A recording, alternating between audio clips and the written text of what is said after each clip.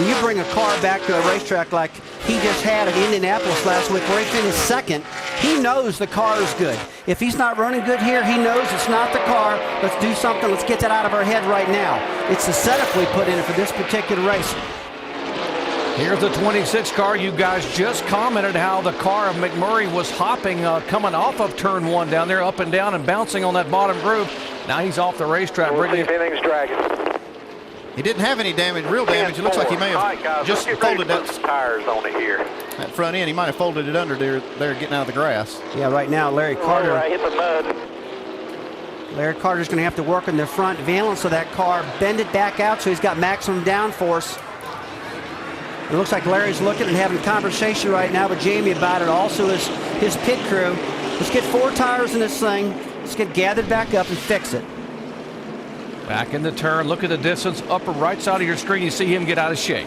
Well, you know what he did, guys? He was way up in the middle of turn 1, about the second lane, maybe a little higher. And he got the right rear up into that gray, that real dirty part of the racetrack, and the car just got off underneath him, and he spun it. Boy, did he get lucky not hitting that guardrail, though, Andy. He got real lucky, and we heard Darian Grubb, the crew chief for Casey Mears, our in-race reporter, talking about how the track is going to get tighter as they go.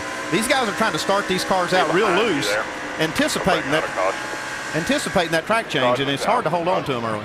Yeah, I tell you what, that was just flat case of losing the car right there. It's like you said a little early, the air pressures are down low.